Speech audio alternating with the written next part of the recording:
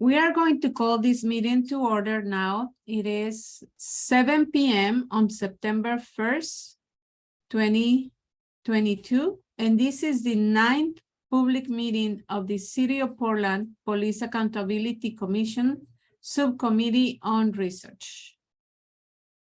If the Spanish language interpreters, Maria, can please give the information on the Spanish language interpretation? Ya,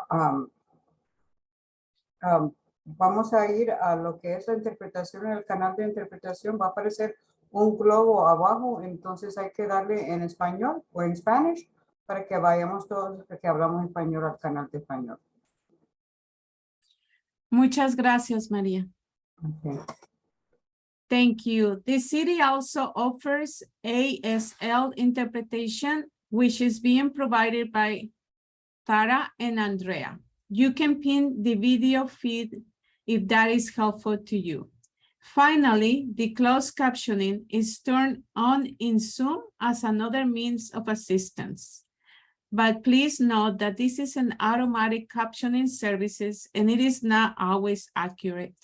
The city supports access to meetings of the Police Accountability Commission and can provide other language support as well. Please email in advance of future public meetings, either as a response to a public meeting notice or directly to policeaccountability@portlandoregon.gov to ask for other access assistance, including interpretation into other languages. The meeting is a public meeting subject to the City of Portland Administrative Code and Oregon State Law, and is being recorded. For this meeting, the chat functioning is enabled for commission members to communicate with each other. Members of the public will be able to ask questions using Zoom Q&A feature as the commissioners are presenting and or discussing things. If attendees have questions, please feel free to submit them through the Q&A. We hope to use this feature to help guide our conversation during the meeting and future meetings agenda topics. We'd like to be clear that not all questions will be answered during the meeting, but if answered, both the questions and answer will be visible to you and will become part of the meeting record. To access this feature, just click on the Q&A icon in the middle of your screen. Thank you. Next slide, please. Now we will have the land acknowledged on behalf of the PAC. The Portland metro area rests on traditional village sites of the Multnomah, Wasco, Cowlitz, Cathlamet, Clackamas, Bands of Chinook, Tualatin, Kalapuya, Molala, and many other tribes who made their homes along the Columbia River. Indigenous people have created communities and summer encampments to harvest and enjoy the plentiful natural resources of the area for the last 11,000 years. We want to recognize that Portland today is a community of many diverse Native peoples who continue to live and work here. We respectfully acknowledge and honor all Indigenous communities, past, present, and future, and are grateful for their ongoing and vibrant presence. We also acknowledge the systematic policies of genocide, relocation, and assimilation that still impact many Indigenous and Native American families today. As sellers and guests of these lands, we respect the work of Indigenous leaders and families, and pledge to make ongoing efforts to recognize their knowledge, creativity, and resilience. The next slide, please. Next slide, please. Thank you. Now, before we start with our meeting agenda, our meeting, we're gonna review the community agreements. I will leave a space and time for everyone to read these community agreements and then reflect on it. And then I will ask if everybody agrees to it. Let's read it.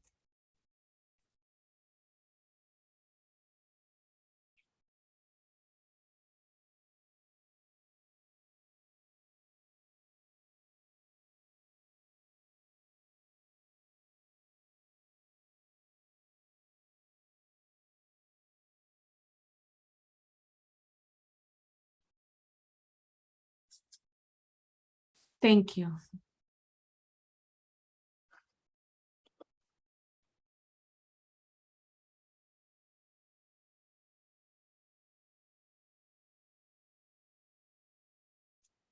Okay. Asking all participants of the PAC if they abide to the communities agreement, that they accept all the communities agreement. Can they show their hands or thumbs? Okay. Thank you very much. Next slide, please. I will pass it to the co-chairs to discuss the timeline. Co-chair Sophia.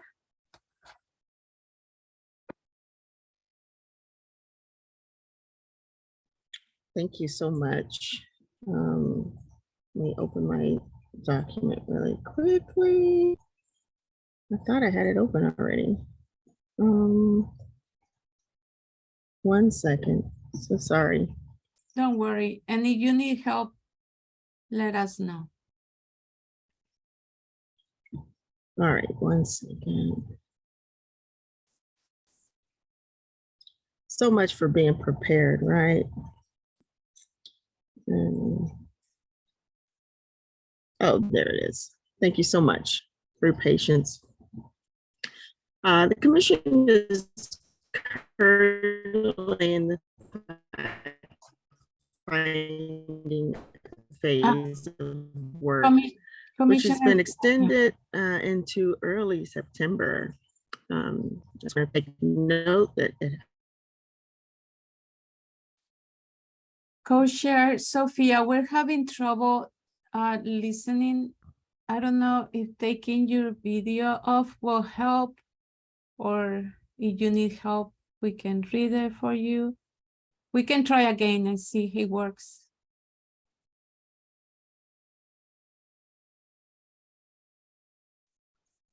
All right, see if it's any better this time. Better? Good. Yes. All right, my apologies. The commission is currently in the fact-finding phase of work, which I'd like to note has been extended. This phase of work may need to be extended further based on the timeline of the subcommittee. The phase includes hearing from key stakeholders, identifying barriers to accountability important and presently, and examining systems of accountability from other jurisdictions and proposals from subject matter experts. It also includes increased community engagement work.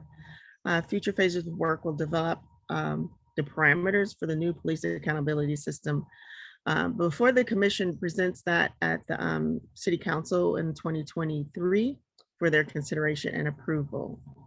Next slide, please.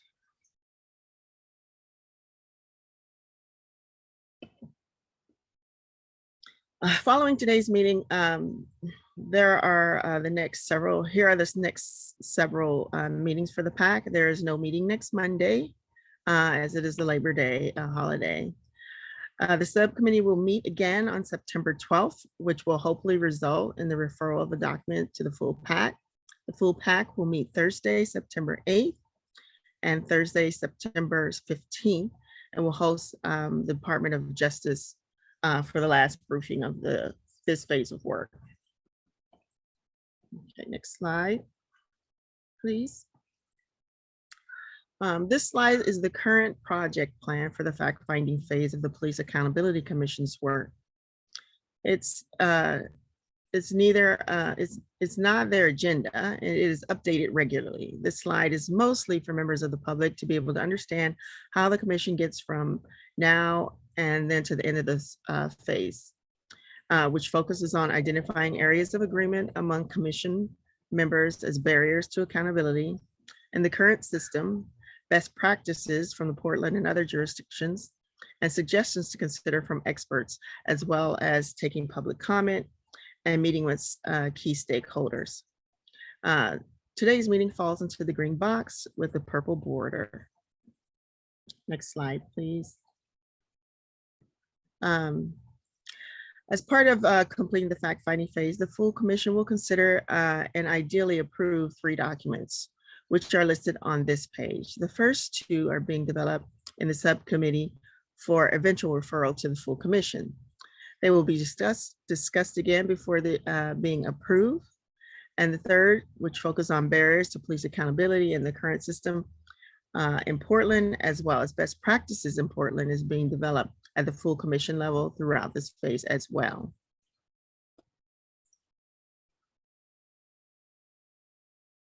So today's meeting agenda focuses on the first 2 draft documents just mentioned. It will primarily focus on the practices from other jurisdiction document, including a walkthrough of the Word document. Discussion on this topic may also include a finishing review of the spreadsheet tab on this topic as well. Any remaining time may go towards reviewing the draft areas of agreement on proposals for subject matter experts. And there will also be time for the public comment during today's meeting.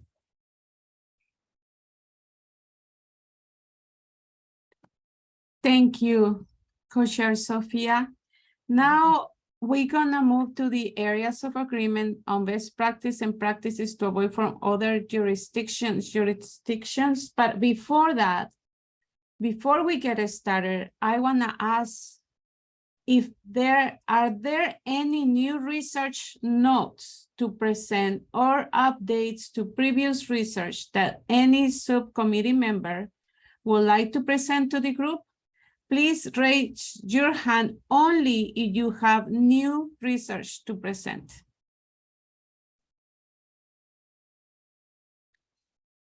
Thank you. We can continue. Please, next slide. Oh, yeah. We're gonna start with reviewing the Word document. I will now pass it to the co-chairs to do a walkthrough of the draft. I will now pass it to the co-chair to do a walkthrough to the draft. After that, we will have an open discussion, which can include reference to other documents, research notes, and the spreadsheet. Co-chair. I can also read it if you prefer, co-chair Sophia. So you just let me know if it's still acting out my connection. Is it good? Yes, it sounds pretty good. Okay, thank you. So I just want to reiterate that this document is a summary of our spreadsheet that we all have been working on as a group. It's not verbatim, but it's an attempt for us to try and combine all the information from the spreadsheet into a document that can be presented as a summary of what our work is and what our focuses are for the subcommittee on research. We also, I'd like to note that there in each spreadsheet, there's a line reference that we've made to the spreadsheet that lets us know where we got that information from. So we can go back to the spreadsheet and kind of refer back. And so, as I said before, these headings are just a culmination or a summary of what we've done. The intent of this document is not to be a term paper or a research project. The purpose of this document is to summarize our work and the focus on the items that we as a subcommittee and ultimately as a commission would like to present as areas of best practices that we like to focus on. So it's not a specific line item by line item is a general document to allow others to understand what our work is and what we've been doing. Let's see if there's something else we wanted to go through. Anything? Just give me 1 second.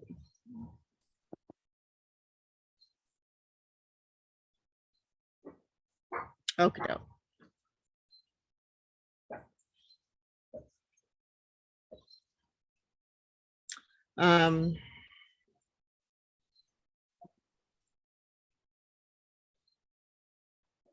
All right, that's it for me. I'm sorry. Go ahead. I'd like to return it back to the facilitator at this time. Okay. Thank you, Co-Chair Sophia. Let's start.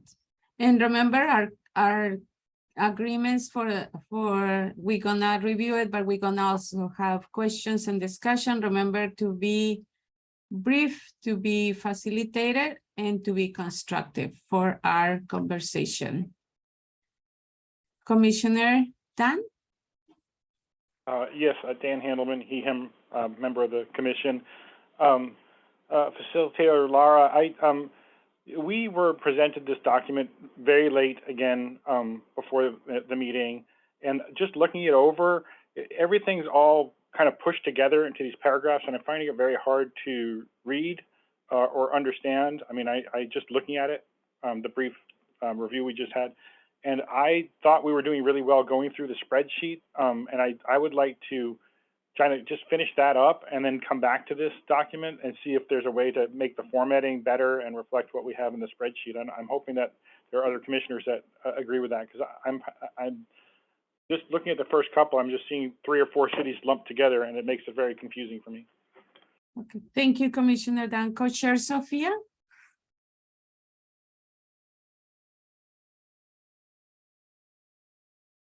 You are on mute, Commissioner.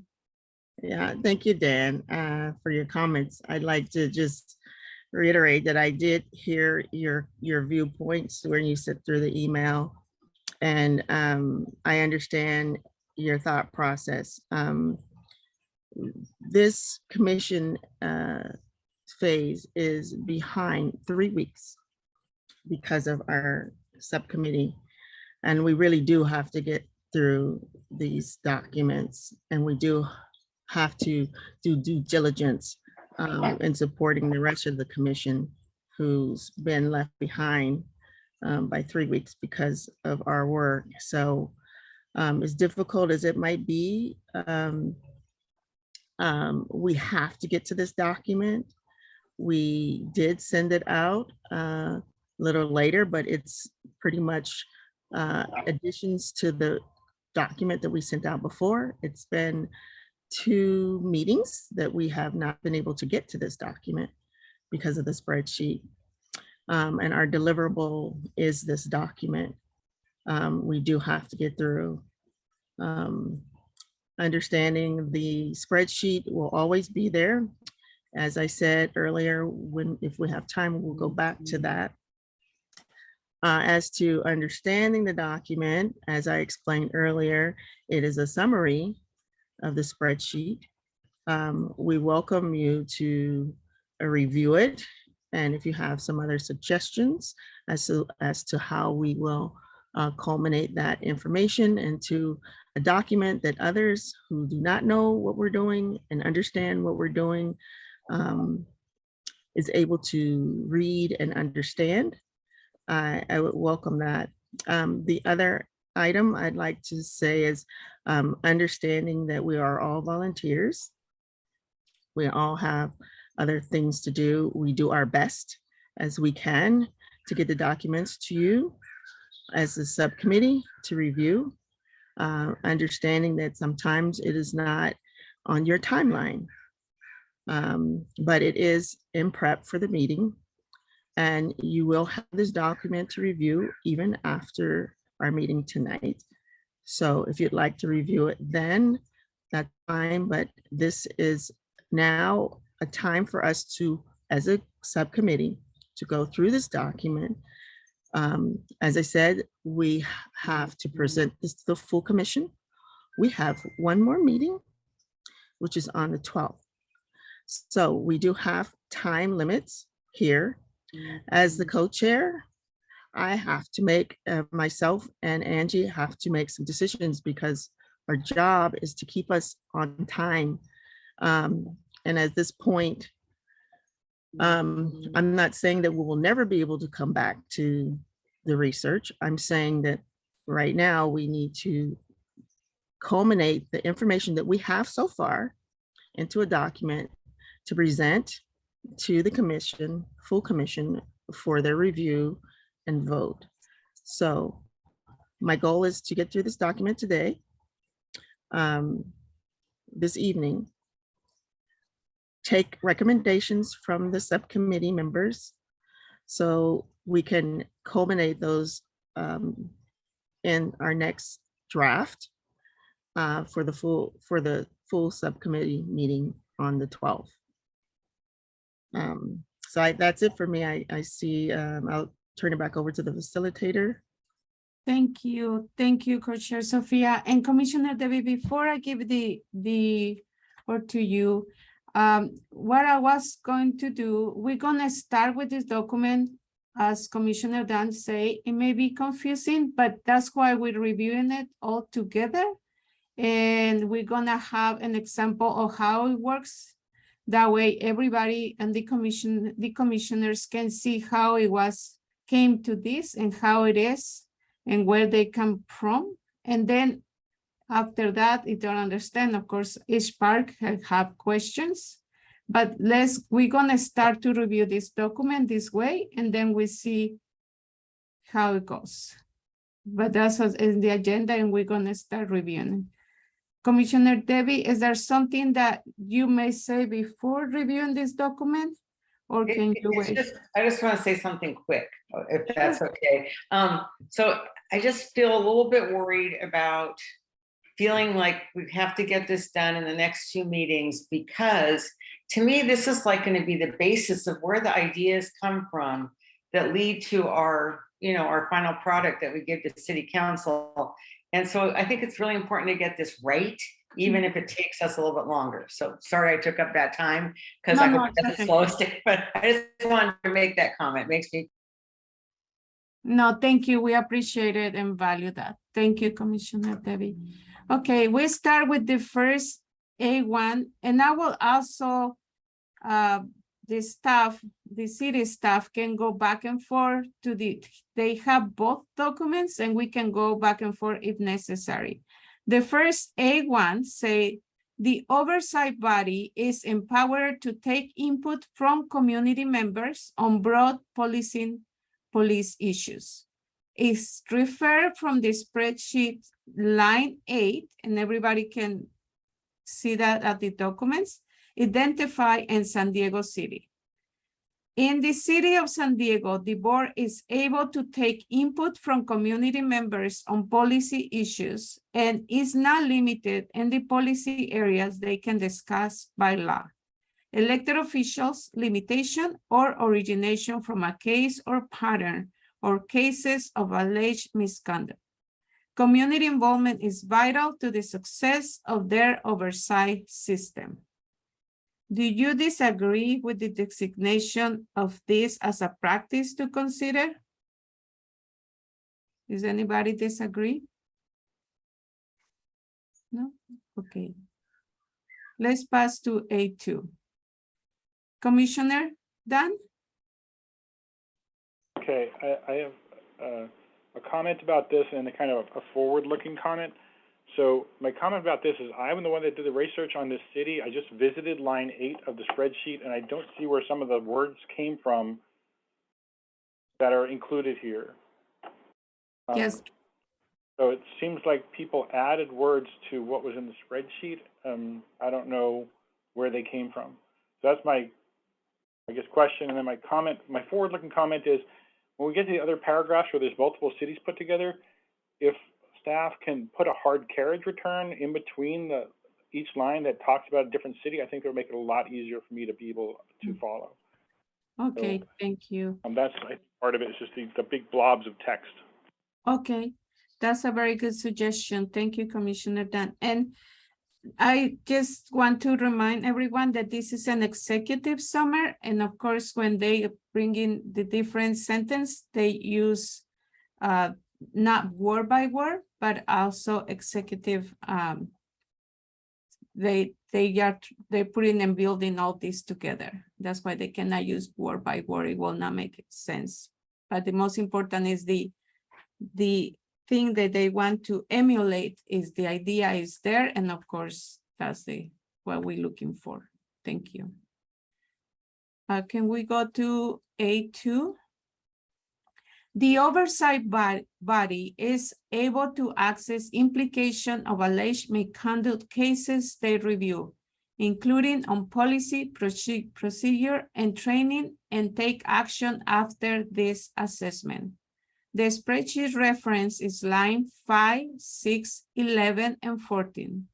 Identify in San Diego, New York City, and San Diego City and San Diego County. Deriving police recommendations from real-world complaints allows from the system to improve by finding places where a policy does not explicitly define a certain type of undesirable conduct as misconduct, and taking action to rectify this by improving the policy for future cases.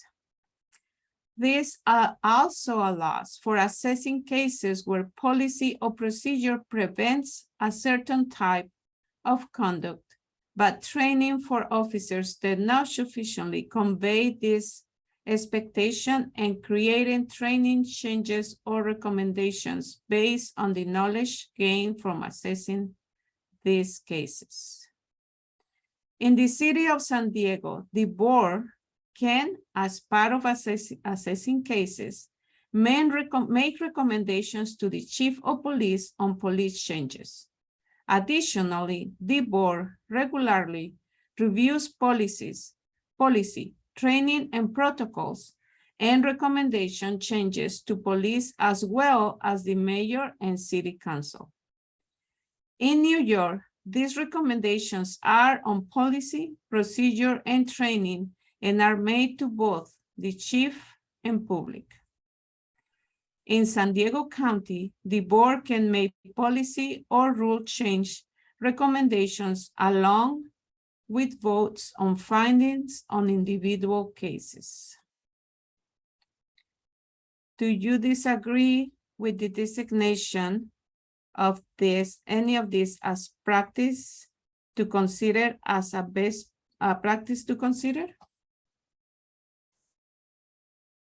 Commissioner Dan?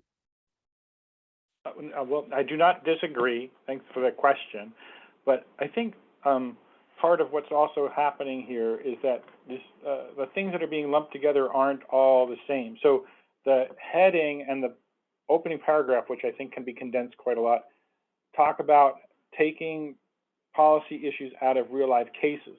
But then the third line down, I can't see it anymore. I think the third line down from individual cities says in San Diego City, the board can make policy recommendations. No, there's another one. Oh, it says additionally, it's 2 lines above that. It's the second half of the paragraph 2. Additionally, the board reviews policy, training, and protocols. That's not coming from real cases, so that should be somewhere else. Okay. Thank you.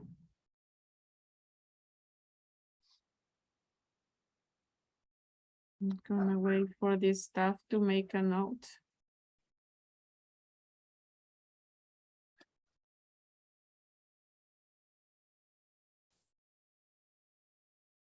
Okay.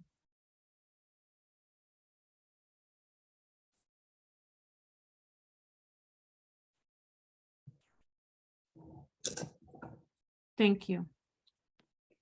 Thank you, staff, for doing that. Is there any additional discussion for this? Okay, we can go to the next one. A3, oversight body has authority to make recommendations regarding policy and training. A spreadsheet reference, line 13. Identify in Denver, Seattle, and Oakland. Oversight boards develop an understanding of police officer actions and their impact on community members, recommending policy and training improvements based on that understanding has the potential to improve police department operations. Commissioners, do you disagree with the designation of this as a practice to consider? Commissioner Debbie? So I just have a question. I don't know if later on there's going to be, I mean, I think one of the important things about oversight boards recommending policy is then what happens to it? You know, does the police bureau have to accept it? Does city council have a role? Is that in a thing later on, or is should that be something that we add to this as an example of what kind of, you know, what happens if they do make a recommendation? Is there any response required, or is there any action required? Because I think that would strengthen this point. Yes. Yeah, I can see that. Thank you very much. And Commissioner Monica? I remember when looking at Philadelphia, if a recommendation was, well, if a policy or training improvement was recommended to police and the police department did not agree with it, they had to say why and explain why. So I would add identified in Philadelphia that if they disagree with the recommendations, they need to specify why and explain. And it's like, that is a requirement. Yeah. Okay, thank you. Let me see, then I can, yes. Thank you very much, Commissioner Debbie and Commissioner Monica. Okay, I will pass to A4. The oversight body sets policy for the police department. A spreadsheet reference line 9 and 12. Identify in San Francisco and Oakland. This authority encompasses a direct policy setting authority in San Francisco, where the, where the police commission sets policy for the police department, as well as the primary policy approving authority in Oakland. In Oakland, the police department must seek approval from the police commission for changes to policy, rules, practices, custom, and general orders. Should the commission disagree with the police department, the city council has 120 days to overrule the commission's disagreements and confirm the changes proposed by the police department. But the council is not obligated to do so, and in the absence of council action, the police commission decision is final. This practice ensures that community input is incorporated into the adoption of policy for the police department. Do you disagree with the designation of this as a practice to consider? Commissioner Debbie? I don't disagree. I just want to make sure Samir notices right through in the middle there where it says policy department, it should be police department. Thank you.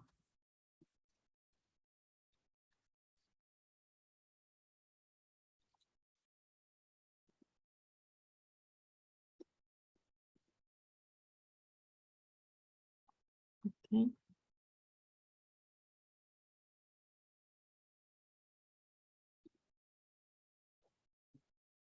Yes, Commissioner Dan? Well, I can see that missing from this are the places where there are staff people that review policy. So like New York in spreadsheet line 10 has a policy unit. Well, maybe that's the only one that that lists it being from staff. But I think that should be something that needs to be considered by the commission. And, you know, I know we're not necessarily at this stage, but the part about having final say about the policies, the board that's in our charter can only recommend changes, but if the Bureau disagrees, it can go to City Council. So that's already written into the way the new board's going to work here in Portland. Thank you, Commissioner Dan. And also, thank you for your checking that. I will pass it to staff. Sure. Thank you, Facilitator Victoria. To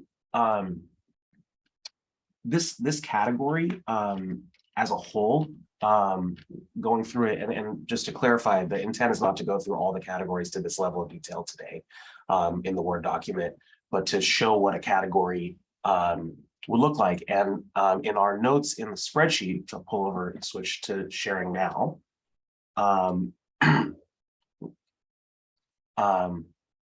There's a lot of other material in here, but for example, we started to add in here that, you know, it was included in this section, for example, that specific items were included here.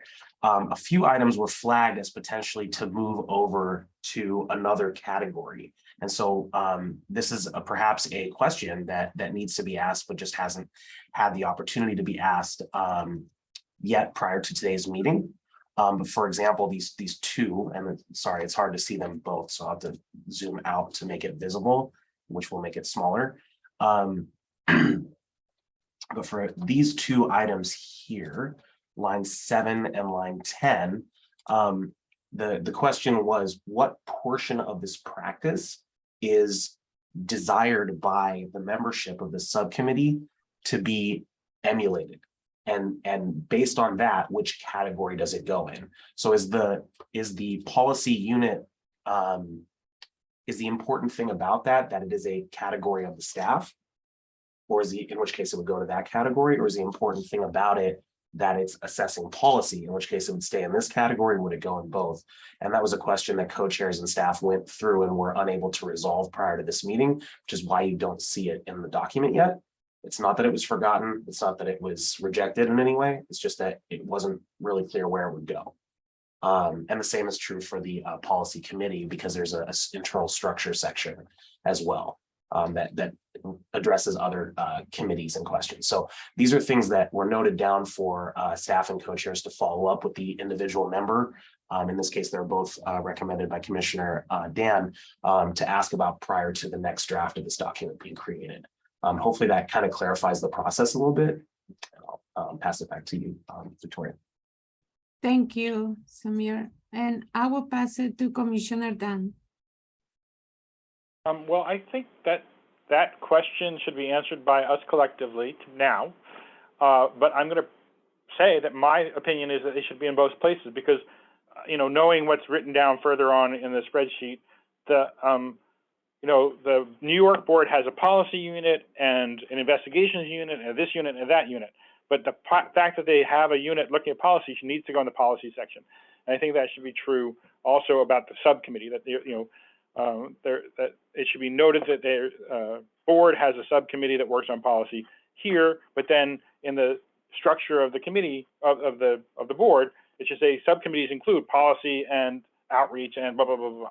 So that way the focus about how policy is addressed is focused on here in the policy section. That's my opinion. Thank you. Thank you, Commissioner Dan. Any other comment about this point?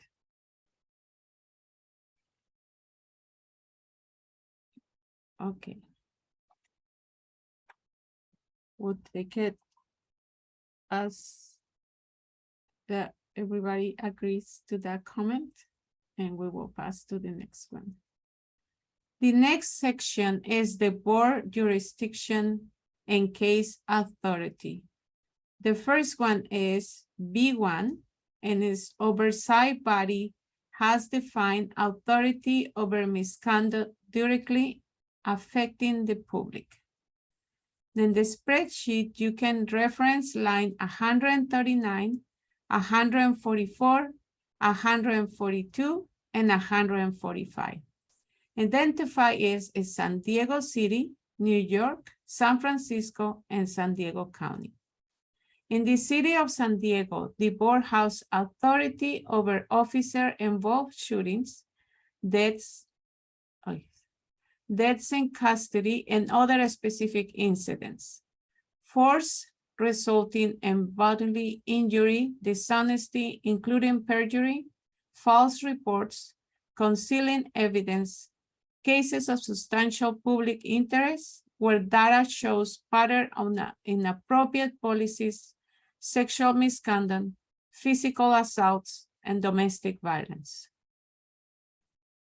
In San Francisco, the oversight body investigates unlawful search, arrest, biases policy, dishonesty, sexual assaults, use of force with bodily injury, death, officer shootings, misconduct, improper performance, including unwarranted action, neglect of duty, use of force, conduct unbecoming like rudeness. In San Diego County, the list includes excessive force, discrimination, sexual harassment, improper discharge of firearm, illegal search, seizure, false arrest, false reporting, criminal conduct, death caused by law enforcement, misconduct, improper or illegal act, omission or decision that directly affects a person or property, violation of orders, unbecoming conduct, including discourtesy, harassment, intimidation, procedure, retaliation, untruthfulness, use of force with injury, force use at protest. New York is a partial best practice. The list is limited. Their board has authority over force, abuse of authority, discourtesy, offensive language, FADO cases. These include improper search, seizure, failure to identify, untruthfulness, sexual misconduct. However, in New York, it does not have authority over theft of money, neglect of duty, corruption, perjury, or an off-duty criminal conduct. Do you disagree with the designation of this as a practice to consider?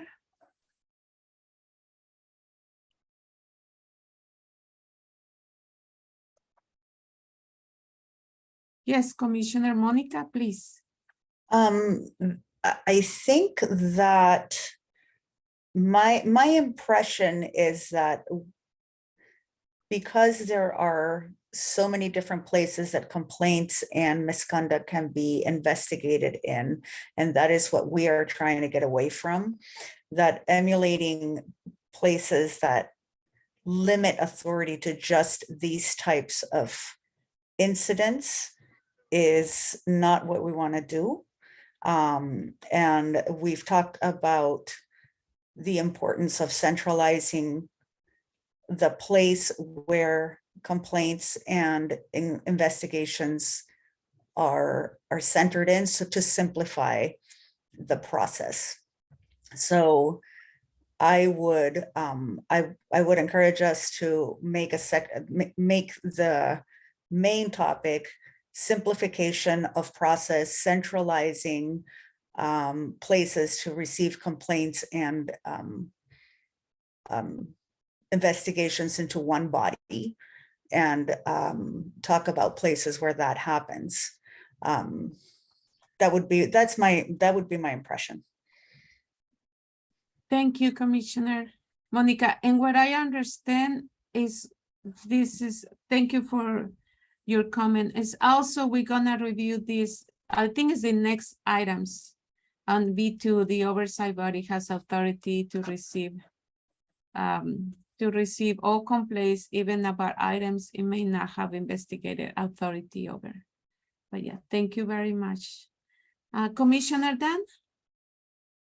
Oh, yes, thank you, Facilitator Laura, and I appreciated your looking ahead. Maybe we can switch the order of these two things so that question doesn't come up when we show this to other people, so that the intake comes first and the authority comes second. I was just looking at the charter in Portland that got voted into place in 2020, and it has a very limited list of which cases are required by the charter, and then the board may investigate other complaints as they see fit or as mandated by city code. So that's why I think it's important for us to find as full a list. I agree with you, Commissioner Arce, that as full a list as possible. And as my comment on Tuesday, not accidentally leave something off or not remember to say and other things, so that people don't say, oh, well, you didn't say they could do that. So yes, I think I agree with you both that it should be clear where the complaints go, but also what complaints are going to be reviewed by the board or the board staff, and that's a question we're going to have to come to later. Thank you, Commissioner Dan. And we're gonna, they already make your notes, but you're right, the order, we definitely change the order. And when staff is ready, we can go to B2, that will be B1 probably. Is the oversight body has authority to receive all complaints, even about items it may not have investigated authority over. And the spreadsheet reference is the line is 148 and is identified in Chicago. Chicago has the Civilian Office of Police Accountability, COPA, which takes all complaints and forwards the complaints not under their jurisdiction to the proper body. COPA is independent of the police bureau, and this type of process will show the public that the process is independent of police influence. Intake going through a non-police entity will also avoid the risk of discouraging community members from filling through police or at police buildings. Did you disagree with the designation of this as a practice to consider? And co-chair Sophia? I just wanted to make a comment for the last one. You just missed my hand earlier. Oh, sorry. Sorry. No, it's no worries. I just wanted to point out that what we're doing here is the best practices from other jurisdictions, and not necessarily from Portland's charter right now. So we have, I believe the next phase, we're doing the Portland charter in particular. So just wanted to point that out. Sorry. No, thank you. Thank you very much for bringing that up. I will make my thing bigger. Okay. Thank you. We will go now to next one. And it's number 33. Oversight Board has authority to direct, monitor, to investigate certain cases. Review closed cases when the monitor conducted the investigation. Board has access. Oh, I'm sorry, Commissioner Monica, would you like to speak before I read this or after? Oh, Commissioner Monica? Or maybe your hand is still raised. Okay, yeah, go ahead. I think my internet is a little bit cranky, so I turned off my video camera, but I wanted to add to the prior section that Sure. Philadelphia's system receives all the complaints except the ones that are related to hiring, tardiness, labor situations. So that may be something, another city that we could add into there. Yes, definitely. Thank you, Commissioner Monica. Okay, I will wait a little bit for this stuff. Is there, Commissioner Dan? All right, so now I'm getting a little confused. I think, I'm pretty sure we went over this spreadsheet line before, number 33. So the previous one is called B2, this one's called 33. And Yes. the word monitor, we talked about capitalizing that because that was the name of a staff person. But if this spreadsheet is a generic one that's talking about generic powers, then I don't know if monitor's right thing to say. We would direct staff, I suppose, right? Yes, staff, would you like to comment? Sure, I can comment just on one part of that, which is the numbering, not the, this is not a comment about the content of the Commissioner Dan's comments. The numbering is being redone, and this is part of why we're only going over this level of depth for the first two categories of this document today. As items are moved around, especially between categories, it was starting to get very confusing for co-chairs and staff as we were moving items back and forth. So we gave each category a letter temporarily, and are just making them, you know, A1, A2, A3 in a category, B1, B2, B3 in another category. And that hasn't fully been implemented yet, as co-chairs pointed out. Volunteers and getting the scheduling to go through everything together is something that is not always, there's not an infinite amount of time to do that in. So as we go, there will be, this is sort of the line at which the old numbering system remains in place. And the new numbering system is now completed at this point. But this was a relatively recent change that's being made to the numbering. With relation to the content, no comment on that at this point from the staff side. I'll pass it back to the facilitators. Thank you, Samir. Okay, I will read the 33 again. I will start. Oversight board has authority to direct, monitor, to investigate certain cases, review closed cases while the monitor conducted the investigation. Board has access to certain portions of personal files, investigative files, and may make recommendations regarding quality of investigations and findings and discipline. Identify and Denver. The Oversight Board serves as the eyes and ears of the public. So the more involvement they have in individual cases, the better. Do you disagree with the designation of this as a practice to consider? Commissioner Monica? I would recommend possibly putting in definitions to the different designations of different roles in different cities, because different cities name their different authorities different things. And having monitor without an explanation of what that means can be very confusing in the middle of the document, just like COPA and just like the other cities that have different names for different things. Thank you, Commissioner Monica. That's a very good idea. Like a glossary of terms. Thank you. Commissioner Debbie?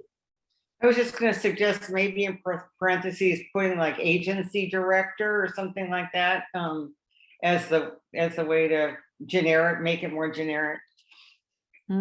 That's a good idea. Thank you.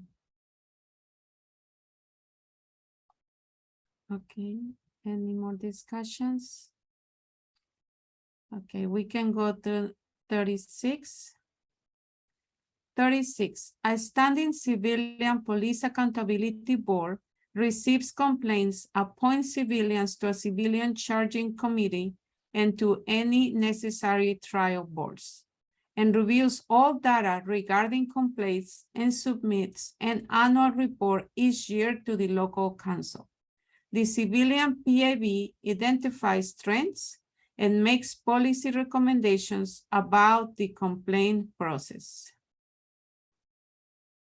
Identify in Maryland, the state. The Civilian Police Accountability Board has significant power to influence all the stages of the complaint and disciplinary process. The Civilian Board touches all three layers of the process, including complaint, charging decision, and appeal. The Civilian Board interacts directly with citizens making complaints, which increases both face time and credibility with the general public. The Civilian Board appoints members to the Civilian Charging Committee, which reviews investigations and decides charges and discipline, ensuring civilian appoints civilians to a critical internal process. The civilian board appoints a civilian to any trial boards, which must be stood up during internal appeals. Again, ensuring that civilians appoint civilians at another critical point in the process. Do you disagree with the designation of this as practice to consider?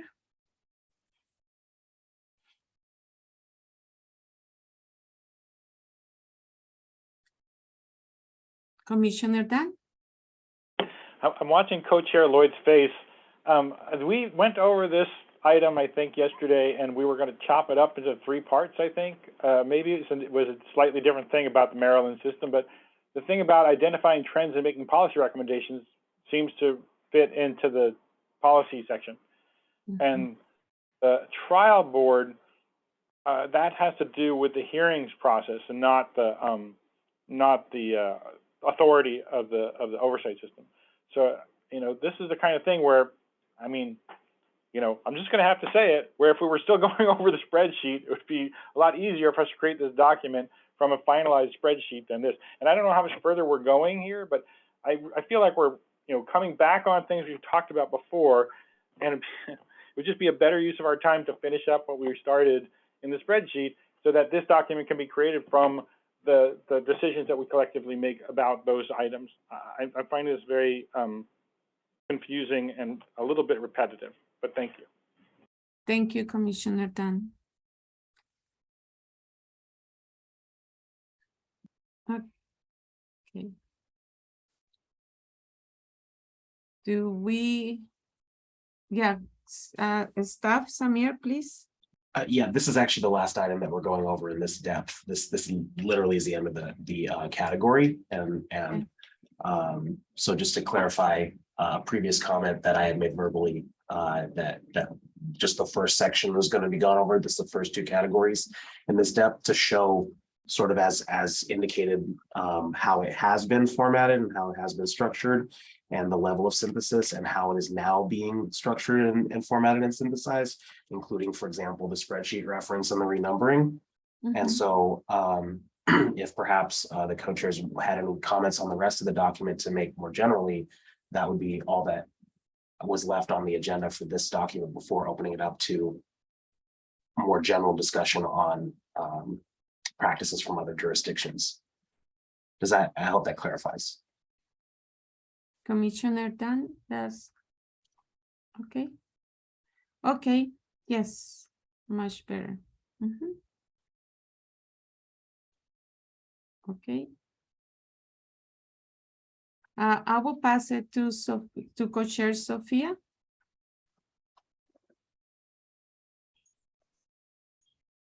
Thank you so much. So as staff said, we're going to just review these in the general as far as whether we find this as a practice that we want to consider or not. So we'll just go through these in general, and we'll take comments as we did before. And if you want me to, I can read it, or you can go through. It's up to you, Commissioner Sophia. Maybe we should just take a break right now. Is that okay? Yeah, of course, it's up to you. It's 7:59. We will come back at 8:05.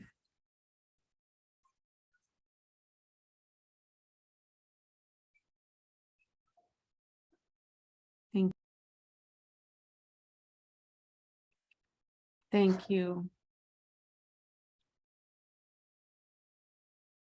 We'll welcome commissioners to continue with our conversation. Welcome back. Co-chair and Commissioner Sophia. Are you ready? We're ready. It's 8:05. All right. So where we left off, we're going to go over It's just in general, the next few pages, I think we ended up like, at this point, like 24 pages, but we wanted to go back over the, just in general, the items that are left in the general format.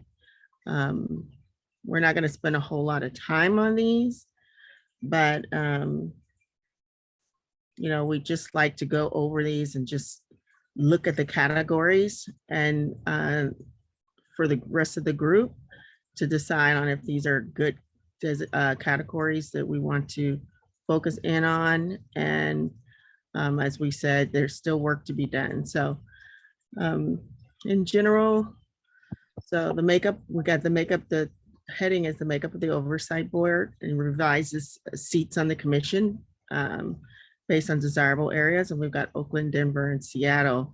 And we've done that for all the categories. So if we keep going, we got designated alternatives, selection for the oversight board, terms of removal and oversight board members. Let's see. Oh, public nature meeting hearings. What is our other headings? Wait for him to scroll down. Budgets, hiring and firing of the chief or the staff. And we have a couple audit functions. Reporting. Collective bargaining. Staff. Independent legal counsel, timelines for filing complaints, and miscellaneous. And then the investigative process, intake, discipline, hiring process, or hearing process, sorry. Subpoena power and compelling testimony, continuous improvement, officer participation, structure, and the internal process, complaint process, mediation, community engagement. Oh, oversight board and training. I'm sorry, I didn't even see that. So those are our overall general topics that we've kind of culminated out of the spreadsheet documents. You all are welcome to review these. And let us know, let the commission know if there's anything that we've missed. I know we have miscellaneous, but you know, there might be something that we could combine, or maybe something we've missed and would have another heading and use that. But basically, we're just using the general headings from the spreadsheet and trying to culminate those things in that. So offhand, is there any comments? Commissioner Debbie has raised her hand. I have a comment about how to organize this a little bit differently, and wonder if like the part where we have the bold statement about that particular policy should be like general, in the sense like the one, remember we were just talking about the one about the monitor in Denver. So really having the monitor in Denver in that bold introductory policy is probably not the best thing to do. Instead, we should make a statement that's, again, more general about whatever it was that thing said, and then have like, say we found 4 different examples of how cities did that actual thing. And then we could say, you know, a board can identify which cases the agency director should investigate, and then put in parentheses Denver, if that's true. I just made that up. And then, because each one does it a little bit differently, and we might find some inspiration in, you know, in like maybe combining 2 different ways or whatever. And I was thinking too, like in a lot of these cities, the police commissioner or volunteer board has a role in selecting or hiring the agency director. So, but everyone has a sort of a different way of doing it. And whether how the city council's involved or not is all different. So you could have that general statement about oversight board role in hiring agency director, and then list like 4 examples of different ways that different cities do it, and then designate what city does it each way. So if we want to go and read more about it, we know where to look. Okay, that's my suggestion. Thank you, Commissioner Debbie. Thank you for your suggestion. Yes, Commissioner Dan? I'm also, I'm kind of intrigued by the fact that it was raised, this isn't like a research paper, but the inclusion of the reasons why these things are important, I think it's interesting, but I mean, I don't know how necessary it is for the commission, as we're just, that may be useful down the line to put in to persuade city council to accept what we're trying to propose, but I don't know if we need to have those in this document. If we do, I would again suggest separating out the paragraph. And I think last time we looked at this document, what I suggested was maybe having it so that there's like a left-hand column that says, topic, and then the right hand can say, what Commissioner Iona was just talking about. The board can direct the staff what cases to review, and then the next box under that could have the list of the cities, and then another box would say, analysis, and then you could have that explanation under it. And that way it's more separated out and easier to read, especially when we're going to have so many pages. But more broadly, I think the organization of which categories are where came from the initial research spreadsheet, and I did the organizing of that. It wasn't put in any particular order. I think what I would do if I were asked to is to take the go back to the charter amendment, or the city charter, and see where the things fall in there, the different topics fall in there, and put them in that order, so that there's some logical flow. So like put together, like the policy issues would be lower down, not the first item, because that policy doesn't come till later on in the charter, for instance. That's just kind of an example, but I hope that makes some sense. Thank you, Commissioner Dan, for your suggestions. Commissioner Monica? I really like the idea of using the charter almost as an outline to and to find supporting evidence from other jurisdictions that we have found that would support that charter. I think that's really a smart thing to do. I also think that we should have an outline to start the document, because this is such a long document that we're going to need an outline that people can reference to when they're looking for specific topics. I think that would help to organize our thoughts. Thank you. Thank you for your suggestions, Commissioner Monica.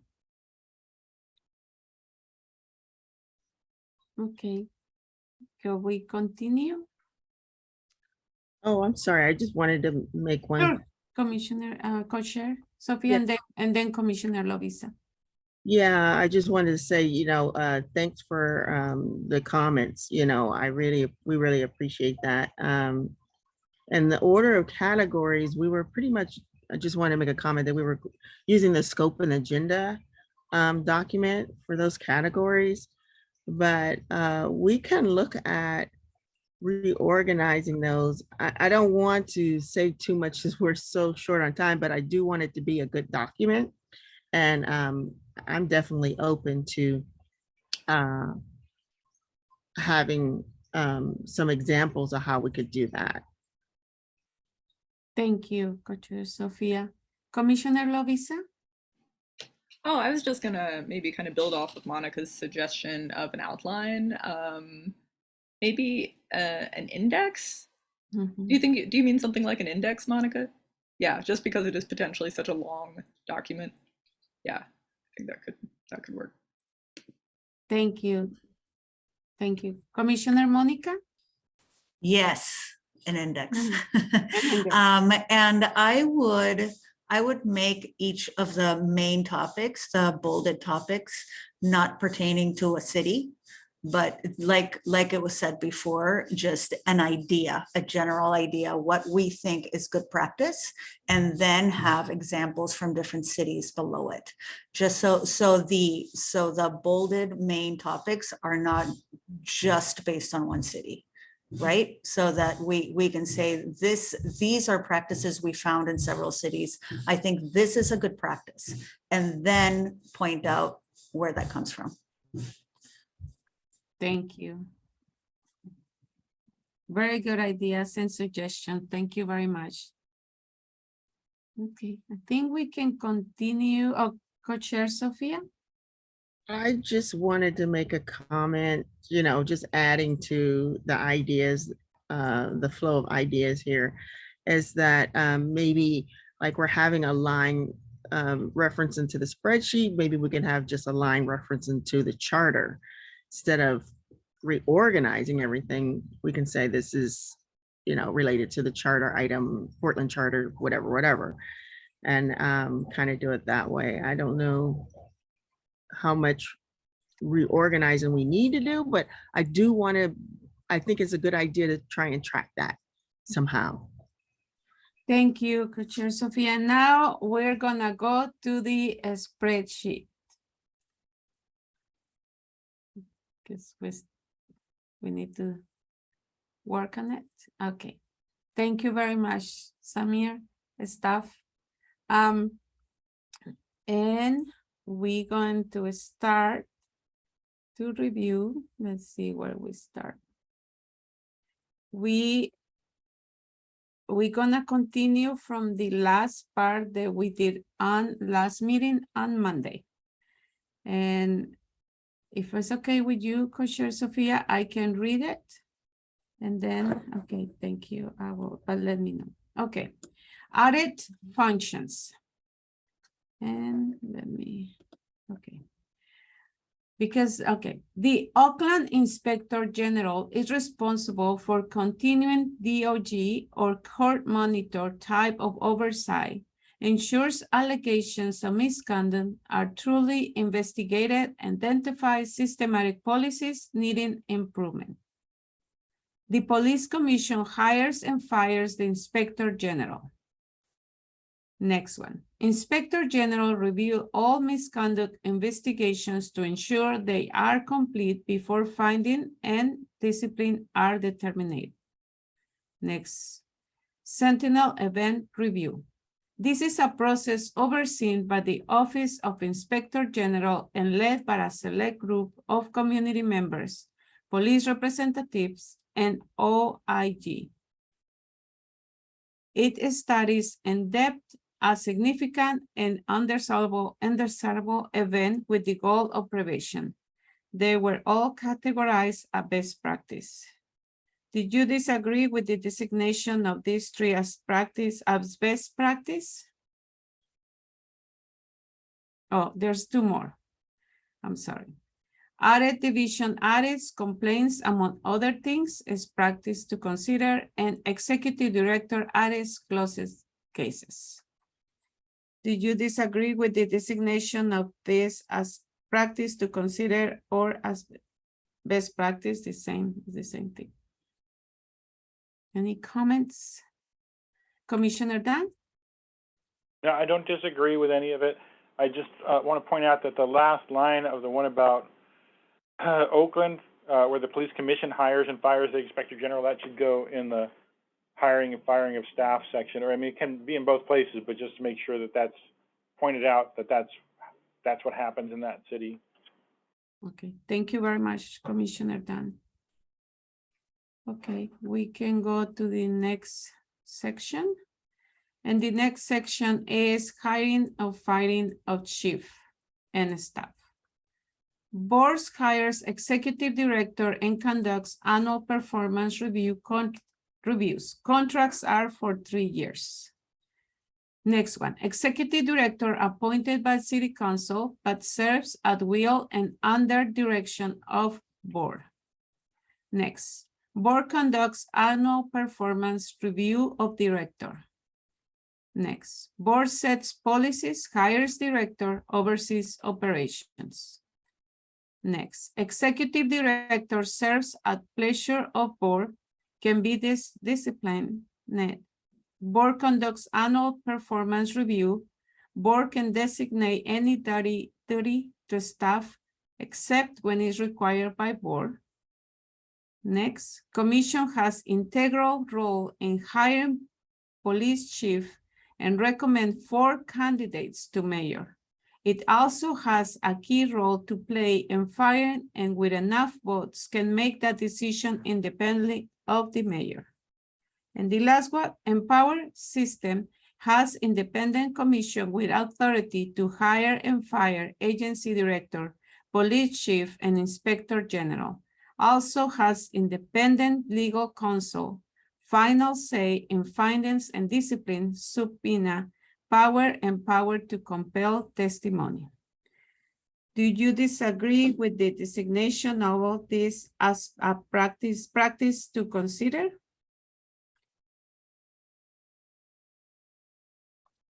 Commissioner Dan? Just a similar comment to what I had before. The, Sure. one of them was mine, which surprises me. The thing in San Diego County where it says the board can designate any duty to staff except what's required by the board. That looks like a board authority thing that should go in that section. And then the one that we just read from Oakland, this is really small on my screen, by the way. I've got it. Well, I guess I can enlarge it, but it's really hard for me to see. It's either too big or too small.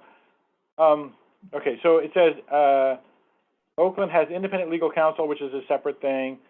Final say in findings and discipline, subpoena power and power to commit testimony. That has to do with the commission's powers as well, and not the staff.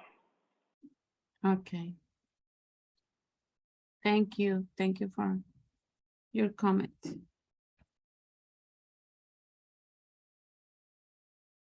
Okay. We can go to the next. And the next is about budget. First one is 2.2 million, mostly for salaries. Next one, commission reviews police department budget and holds public meeting to discuss. And the next one, budget of board, CRB, was 1,327,134 for 3 staff members. Is about 2.5 million for CPP with 7 staff members. Do you disagree with the designation of this as practice to consider? Commissioner Monica? Thank you. I would not quite, I think because our charter has 5% of the police budget, and I think that in general, by NACL is a good percentage. And it seems like it is a more of a percentage than any of these jurisdictions. I would say that I wouldn't say practice to consider. I think 5% is a really good budget. Okay. Commissioner Catherine? Yeah, thank you, Catherine McDowell here, she, her pronouns. And one thing that I'm a little troubled by, and maybe this is something you hashed out at the last meeting, but you know, we're talking about these cities and talking about comparisons among different things that the cities do without really talking about the fact that many of these cities have multiple levels. You know, they don't just have one commission or one board, they have several. So I think particularly in something like a budget, if Portland is going to be combining that auditing, investigation, and then policy oversight function all into one, then it's really not comparable with other jurisdictions where they just got that, you know, we're looking at maybe just an investigatory board that has that single function, and maybe has a different board for the auditing, you know, function through a investigator general or something like that. So I'm generally finding that a little confusing as we're talking about, you know, the different city examples and talking about the board when several of these cities have multiple boards or multiple commissions. I'm not quite sure how to handle that, but I guess I just want to say, particularly on something like the budget, I think that matters because, you know, you would, to have it be an appropriate comparison, you would need to look at all of the budget for all of the boards and commissions within a particular city. I know Oakland has multiple, And certainly that Maryland example, there's multiple levels. Chicago has multiple levels. I think it's actually pretty common to have multiple levels within the accountability system. So that was my comment. Thank you. Thank you, Commissioner Catherine. Commissioner and Co-Chair Sophia. Oh, I was going to say something similar in the sense that I'm thanking Commissioner Catherine for that designation of the differences, because I had come across that as well. And it's not considered in these notes, but maybe we can flag this just for general budgeting, considering the input we've gotten from the other commissioners about just to look into the budget more in more depth. That's all. thank you. And now we'll pass it to, I don't know, the Commissioner Dunn, and then to staff. Thank you. Yeah, well, I think it would be helpful for us as we present this to the full commission, or maybe not when we present this document, I don't know, but it's whenever we're getting to this part of the deliberations, for us to have some idea how much it costs in general, like, you know, a salary range of people who have the different jobs that we're thinking about. That is to say, so as we suggest to the city the kinds of things that the board should have, or, you know, the director gets to choose what staff they want, but we can say you should have an audit division, and you should have an inspector general, and you should have an outreach coordinator. Figure out how much money that is, so we don't overspend the amount of money that we're expecting that the board's going to have. But the only way to know that is to know how much money that is and how much money it would cost for all those staff people. So I don't know who we ask in the city for that information, but I think it'd be helpful for us to have that as part of the research. Thank you, Commissioner Dunn. And staff, Samir? Thank you. So I can actually go after Co-Chair Sophia. Happy to. Okay. With her. Sorry, Commissioner Sophia, Co-Chair, didn't see you. Go ahead. No, he had his hand up first, but I just wanted to say that knowing that we haven't gotten to that stage yet with staff and all that, I do appreciate the comment about, you know, how much money we'll have.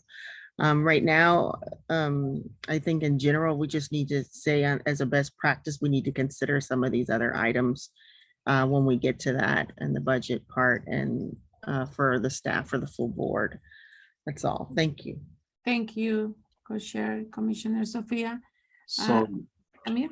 yeah, two items. One, just as a point of fact for everyone, you know, the current budget of PPB is about $249 million a year, and the charter text currently reads that there's 5% at minimum. If that were to stay the same to when the Civilian Police Oversight Board is deployed, and this entire system being proposed by the PAC were to take effect, that would put the budget of this new system as somewhere just shy of $12.5 million per year. And all those numbers and percentages could change from now till then, of course, but you know, that's what it is now as a very rough overall picture. So that's the point of fact. The question, and this is to help guide staff and co-chairs in revising the draft document for the next time, is to understand from the three members who put these, put these items in as a proposed best practice or practice to consider, what part of this was the desired part to emulate that should be reflected in the text. And thank you, Samir, for asking that question.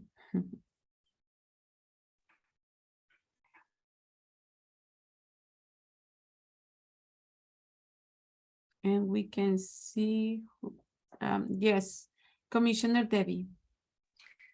Well, so the Oakland item, I'm actually was thinking that this probably doesn't really belong. Well, maybe it does. Because the one about Oakland talks about how the commission holds a public hearing where they talk about the police bureau, the police department's budget. And it gives a chance for, you know, some community input into what the police are spending money on. And so a little bit different than the budget for the actual oversight agency, kind of two different things. So I'm not sure that I don't know if we have a category for that, but maybe it's like public participation or something like that. If there, maybe that Oakland one would belong there. So, but yeah, I understand what you're saying about the, you know, we kind of already know what the budget will be for Portland, that percentage. And some of these, I mean, we don't know if this is like, if $2.2 million is enough money to actually run an agency. Well, I mean, I don't know if Washington DC said, oh, that's plenty of money, or if they said, boy, we sure wish we had more. I know Oakland said, boy, they would like to have more money for their agency. But that I didn't capture that in this particular part. Thank you, Commissioner Debbie. Commissioner Dan? Yeah, I thought I also had the budget for New York somewhere because they have a huge staff. But I don't know, it might have ended up on the wrong place. I included this because I have no idea how many people, how much money can buy. And so in these cities, you know, there's 7 staff members. I should, you know, and it was Commissioner Renaud that put together Washington, D.C. I probably should have put how many people are in that board that runs off $2.2 million. And that can probably be added. But you know, to me, when we're having this conceptual discussion about the board and the budget, it'd be a good idea. That's what I'm saying, you know, just to know how many people you can have on a staff based on how much money there is. Thank you, Commissioner Dan. Is that clear that capture everything? And any additional comments or questions? Okay. Thank you.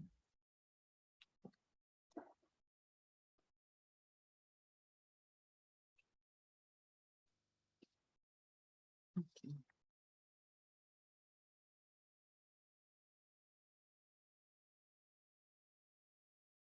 Thank you very much. Then we go to the next item. It's a public nature of meetings and hearings. And let me move stuff here. Okay. Committee meetings are public and publicly noticed 72 hours in advance. Next one. Law prohibits revealing discipline to public. Next one. Open meetings are held once a month. Next one. Note in 2021, board held 28 closed and 11 open meetings. And the last one on at meetings, business is transacted, presentations are heard, communicate with public, heard testimonial, but not on particular cases, training is given, executive director report, police department, executive director report, police department report, committee and chair report, city attorney report, all business and new business. And there, did you disagree with the designation of all these as a practice to consider?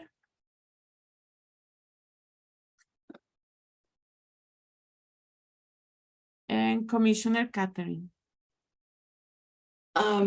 Well, yeah, I'm not quite sure practice to consider in connection with prohibiting revealing discipline to public. I'm not sure if that's a recommendation or just something that we have to, I know the justification says need to check Oregon laws. So if what we're considering is how far we can reveal, then I would get that. But if it's a practice to consider as like a recommended practice, I wouldn't agree with that.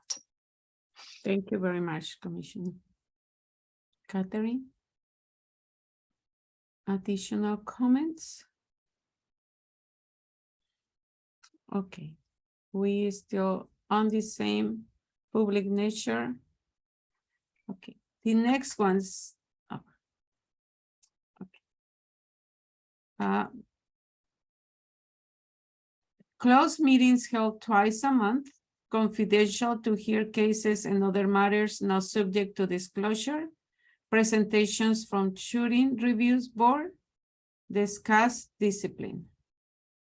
And that one was called, said not necessary appropriate. And then the next one is meets monthly, but optional in August and December. Hearings are not open to the public. Next one. The next one, at meetings, information shared on agencies, operations, complaint activity, and disposition of cases. And meetings include public input. Did you disagree with the designation of all these as practice to consider?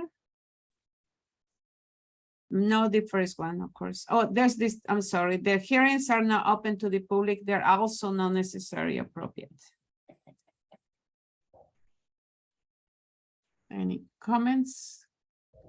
Discussions? No? Okay. There's no comment or discussion on these ones. We continue.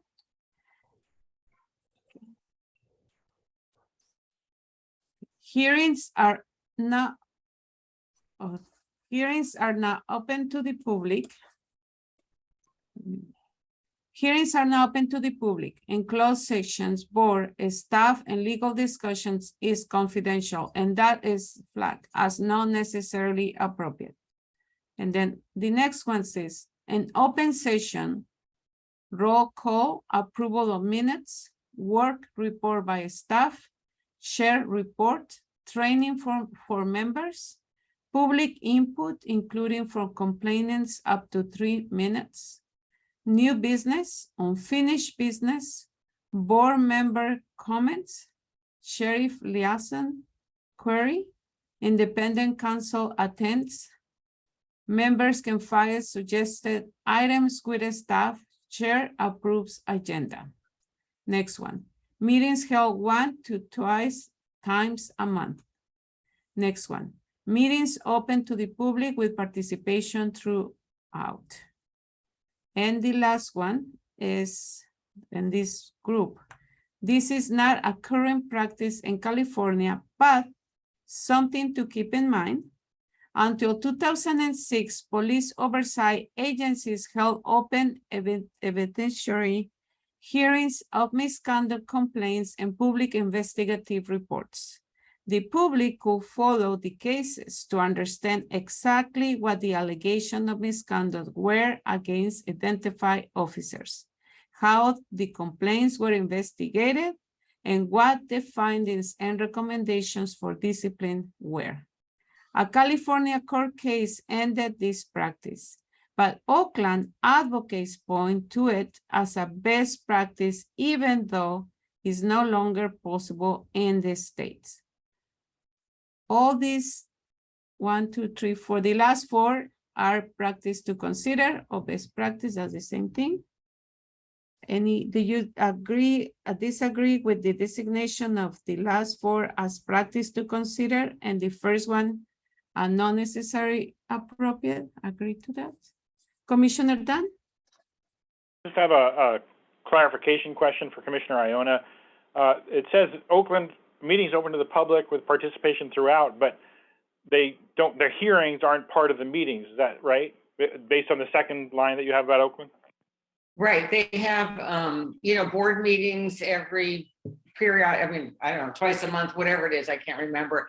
They have set things that are on their agenda, just like you described in some of these with the, like every other meeting, they meet with the police chief, they meet with the agency director in public, I think maybe the inspector general, and then, but yeah, they don't have hearings. They have that thing with, they have that discipline committee, so that there's a dispute with the police chief about what the discipline should be, then they pick 3 members of their commission who get to review all of the information, and they make the final call on the findings and the discipline. So, but that's just, those aren't open. That's, they're really, digging deep into the information. So I don't think they have appeal hearings there. Oh, one thing I want to say while my microphone's on. See, it seems to me that maybe this category is where that item in the last category about the board holding in Oakland, holding a public hearing on the police bureau budget, that maybe it would fit better in this category. Thanks. Thank you, Commissioner Debbie. Co-chair Commissioner Sophia? Mm,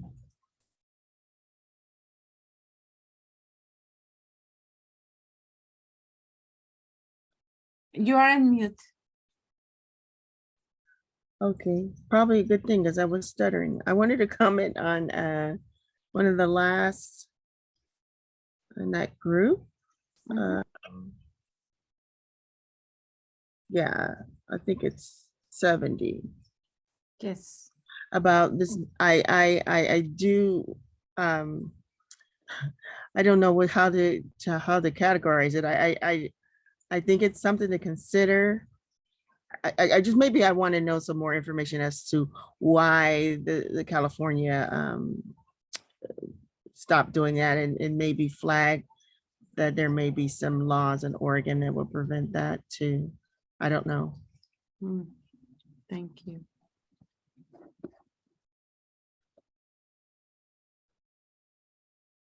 Okay, let's do the next three.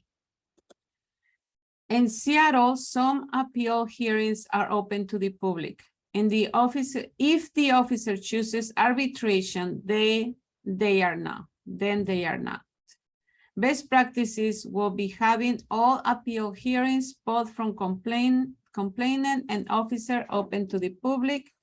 And then the next one is regularly schedule community oversight board public meetings with agency director, chief of police, and manager of public safety. The last one is the proceedings of the trial board are open the public except in certain circumstances such as to protect the identity of a victim. The subject officer may not be compelled to testify. And Mike, they are all, do you disagree with the designation of this as practice to consider? Commissioner Dan? Yeah, I think the part about the subject officer may not be compelled to testify is, I would definitely want to put that in not necessarily appropriate category. So I don't know if we have to separate that out. I mean, I guess protecting the identity of victims may be something for us to consider, but I think the subject officer should have to testify in front of the Portland board if it's possible. Yeah, thank you. Commissioner Catherine? Yeah, thank you. I wonder if that was related to an officer not being compelled to testify if there's the potential of a criminal investigation. It seems like that is kind of the practice in most jurisdictions where they can be subpoenaed to the investigatory board, but if there is a underlying criminal investigation, then they cannot be compelled to testify there, which is similar to what the just basically the legal process that we were briefed on. Thank you, Commissioner Catherine. Commissioner Lovisa? Yeah, thank you, Catherine, for bringing that up, because I was like, why did I combine these two things? And I think it's because it's about the public nature of the meetings, and it's that the meetings are by default public, but if the subject officer were compelled to testify, then that, at least that portion of the meeting, and I guess any questioning or fact-finding that happened after that that was related to information that they found out from the subject officer's compelled testimony most likely could not be public. So I don't know how we want to disambiguate that, or if we need to, or Dan, if you have any thoughts about that. Commissioner, thank you, Commissioner Lovisa. Commissioner Dan? Yeah, well, I didn't see the justification paragraph. I would just move the sentence there that says, it appears the officer may choose to testify, because I think that is useful to know. Thank you. Then we have the notes, and we need to continue. Okay, the next item is quorum. And the first one is 3 of the 5 members make a quorum. Only 1 member is required to sign a dismissal. That was not necessarily appropriate. The next is quorum based on number of sitting members. A minimum of 7 people need to be present. Next one, quorum based on number of sitting members. Majority of sitting members needed to approve a motion. So if there are only 9 members, regardless of how many people show up at the meeting, 5 votes are needed to pass a motion. Do you disagree with the designation of the last 2 as a practice to consider?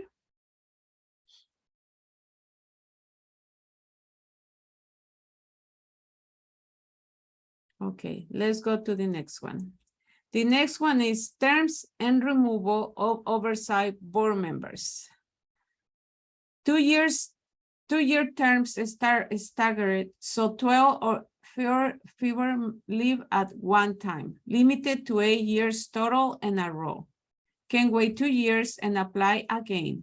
Can serve until next person is appointed. Next one. Can be removed for 2 consecutive inexcused absence, missing 1/3 of meetings in a fiscal year. Reviewing fewer than 80% of assigned cases in a year, failing to be active in any committee or failing to attend at least 1 outreach event per quarter, misuse of position, police documents, violation of confidentiality, if criminally convicted and unable to serve, unethical conduct defined by NACOLE, financial or personal conflict of interest. Next one. A subset of the board called the cabinet considers a person for removal. The person meets with them before the removal is put on an open meeting agenda. Next one, 2/3 vote on board needed to recommend person for removal to city council. Subject of discussion cannot vote but can present a defense. Last one, 3 year of renewal terms. And do you disagree with the designation of this as practice to consider? Okay, we can move to next. Oh, Commissioner Sophia. Yeah, I guess I'm just looking at I think it's item 43. I don't guess I'm a subject of the board called oh, the cabinet considers the person for removal and the person meets with the board. Okay. It's put on the board's agenda. So is that like the I'm just trying to figure out which board that is. Maybe I should ask the cabinet. What is this cabinet and is that part of the I'm just trying to I just need some care. Sorry. Commissioner Dan? Yeah, that's explained in another section of the spreadsheet, but basically, just imagine there's like an executive committee, and that's who meets, and when it says with them, it should say with the cabinet, because they meet with them, but then the whole board considers the removal. But thanks for asking, and just for while I have the floor, my justification line in the first line there in San Diego City says Portland has 3-year terms, and you see most of the other boards have 3-year terms, and I think that's with all the stuff you have to learn to get up to speed for this. I think 3 years is better than 2 years. Thank you, Commissioner Dan. Then we continue. Okay. 3-year terms can be renewed 1 time, can continue in seat until replacement is appointed. Next one. Vacancies by death, resignation, no longer being a resident, missing 3 consecutive meetings, failing to complete training. Chair notifies Board of Supervisors who can remove members at any time. Next one, sitting oversight board members can apply for another term. Nomination committee decides whether or not to forward their name to appointing body. Appointing body may reject the recommendation. Last one, a specific number of unexcused absence constitute a resignation. Do you disagree with the designation of this a practice to consider? we can move to the next one.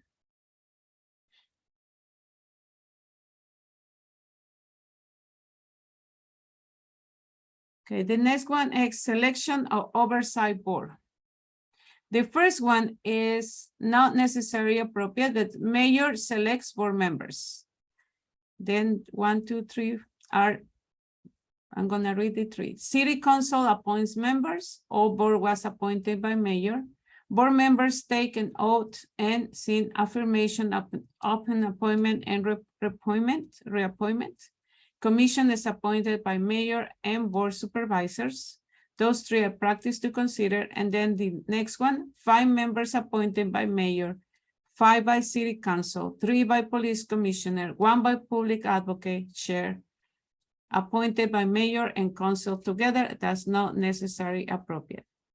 Do you disagree with the designation of this? The first and the last one, not necessary to consider, and the 3 in the middle as a practice to consider. Okay, let's continue with the next ones. Okay. Board members cannot be public officials or employees. Board members cannot be county employees, police officers, must be registered to vote in San Diego County, fill out statements of economic interest, showing investments and holdings. And those 2 are practice to consider. Applications reviewed by staff, which conducts interviews, background checks done by district attorney, non-necessary appropriate. County chief administrative officer sends nominations to board of supervisors who vote to appoint review board members, not necessary appropriate.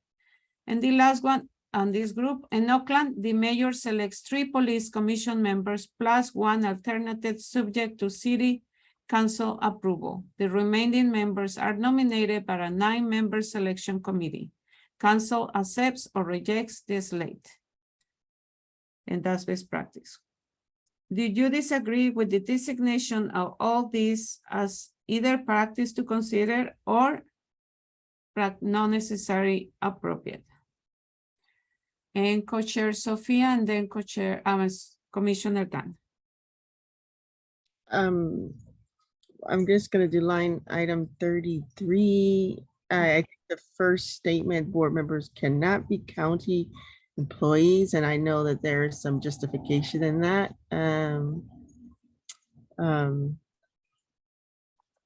I don't know. I'm just concerned about that one. I'm not sure if that's quite appropriate or if they mean county employees associated with the police. I don't know. So that was just something to look at into a little further. Thank you. Commissioner Dan? Well, interestingly, I guess, I was suggesting that the some of these things that are on that list could be barriers, like must be registered to vote. You know, if you're not a citizen, you can't register to vote. So I'm not saying that every one of those criteria is appropriate. And filling out the statement of economic interest was revealed to me to be a barrier to some people. Like they decided not to apply because they had to reveal where their money is put. So, yeah, you know, it's just, again, we should have a smorgasbord. Oh, I forgot my smorgasbord comment. Yeah, we should have a smorgasbord of things to pick from, and this should be among them. Thank you, Commissioner Dan. Okay. We go to the next ones on the same section. Victoria, could I jump in with one item? Sure. So just a quick clarification, and maybe this is just a use of language question. The terminology public officials in line 32, does that have a specific meaning that's different in New York than from here? Because by virtue of being on this commission or any other advisory board, a volunteer community member becomes a public official under the official rules of the city of Portland government. So I just wanted to clarify if there was a different definition of term in place in New York that might be different. Thank you. And Commissioner Dan? Yeah, I do not think it's different. I think that the criteria there is that you can't already be a city official when you apply. But obviously, if you become one at the time, once you're on the board, then you can apply to be on another commission where that's where that's a criteria. Thank you. Samir, staff? Yeah, just one other clarification. This is not advocacy for anything, but just a point of fact. At the time of appointment to this commission, at least 2 members of the Police Accountability Commission were employees of the city. At the time, this is publicly available data. I'm not disclosing anything. So just as a reference, that may be helpful for you to know. Thank you, Samir. The staff. Co-chair Sophia? Yeah, my other comment, as we were talking through item 32, as board members being public officials, I would like to flag that as you were discussing, because there may be some suggestions on time limits of the last time you were a public official, and maybe there's some caveats as to what positions and things of that nature that might interfere if you are appointed, or whatever. So anyway, that's all. Thank you. Thank you, Co-chair Sophia. Okay, we can go next. We're still missing, yes. Okay. And in Denver, a nomination committee responsible for reviewing applications for position on oversight board, conducting interviews, consulting with current board to determine needs in terms of qualifications and diversity. They submit 3 or more nominees for each position to mayor and city council for appointment. Nomination committee members serves for 4 years. It's considered best practice. Next one. Members of the CRB requirements, living in Philadelphia, no background in work for the police, may not be sworn member of or past member of the city, municipal or state police, department or current officer of political party. I don't see any qualification. I mean, there is white. And then members of the Citizen Review Board are picked by city commissioners via an application process. 4 CRB members per neighborhood in the city. And that one is avoid or see if this could be arranged with some adjustment to avoid the shortfall. Do you disagree with the designation of these, the ones that are this already designed, the best practice and the avoid? And then also, what about this? The one is not. What do you like us to consider? And or what part of this do you want to emulate? And Monica was the one who brought it.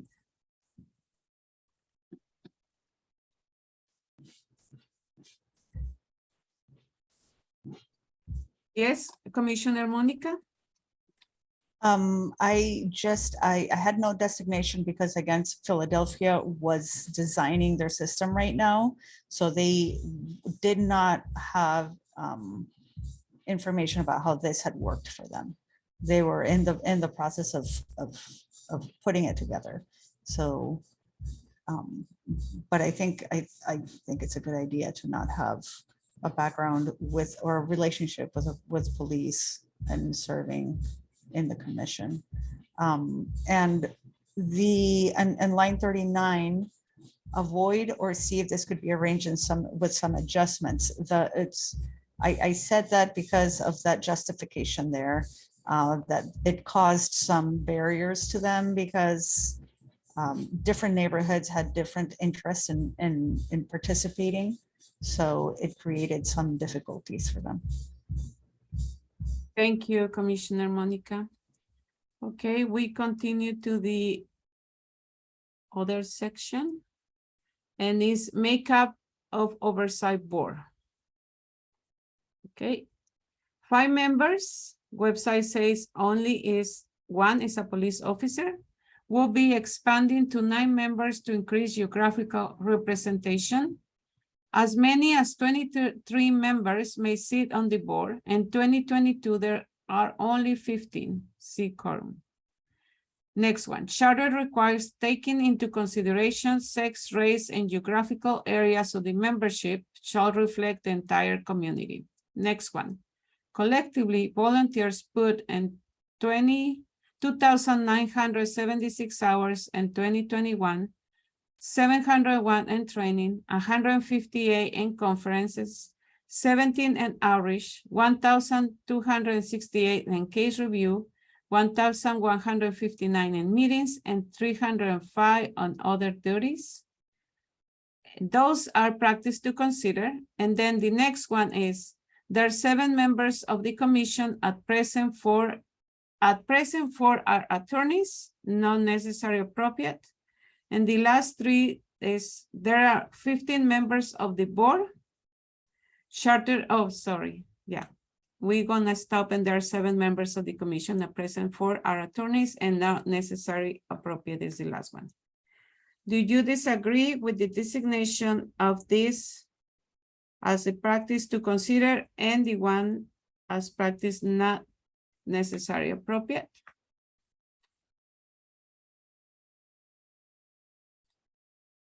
Okay, we can go to the next ones. There are 15 members of the board.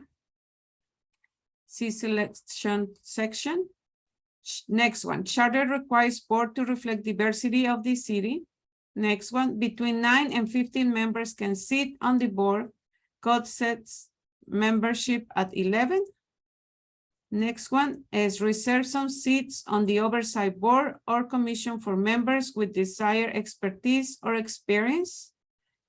Examples include people with trial experience, civil rights or public defense lawyers, police accountability experience, leave experience, civic and community engagement. Next one, in Oakland, alternative members are appointed at the same time as active commissioners. They can serve on the commission ad hoc committees and work on policy and other issues. They're all as identified a practice to consider. Did you disagree with the designation of this as practice to consider? Commissioner Dan? Yeah, I just want to flag that last one is really important. Our current citizen review committee has alternate members, but they haven't been attending meetings, and it's a little unclear what's going on right now, but they just put one person on, and I think that person already left and another person's come on. So I think looking at how to engage alternate members and having alternate members is a really important thing for us to look at collectively.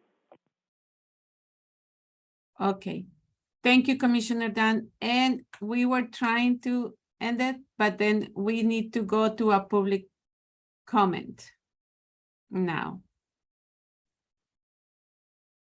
We go, yes, please, staff.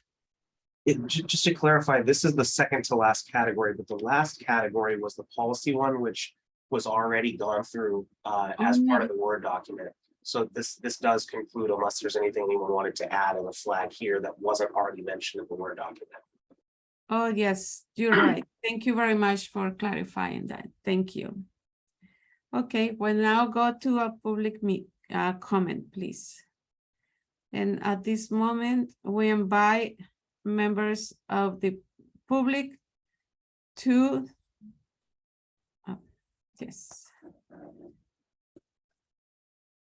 to comment, and please, we just remind you to be brief. We invite you to make any comments of the things that were discussed or to share any of the stories that you want to share. We welcome your comments. Please, if you can raise your hand.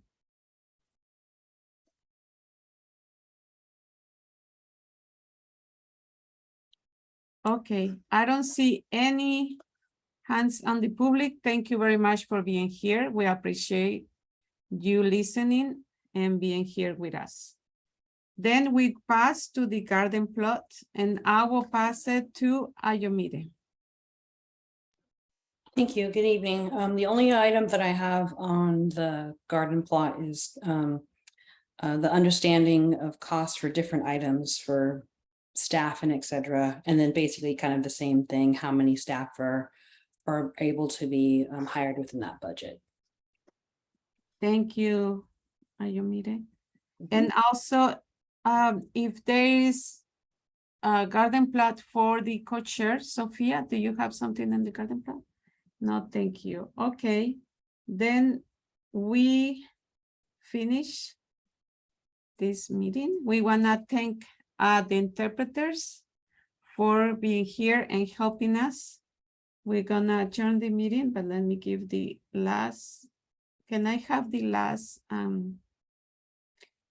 slide, please? I'm really sorry. I can read it from here. It's okay, I can read it. Thank you to all the members who attended today's meeting and for all your contributions today. Thank you also for the interpreters supporting access to meetings of the Police Accountability Commission and the subcommittee for all Portlanders. Thank you to our briefers for coming and spending your time sharing your thoughts with us. Finally, thank you to all members of the community for attending and contributing and listening. You can give advance public comment prior to further meetings. And it is 9:07 and this meeting is adjourned. Thank you very much. Good night.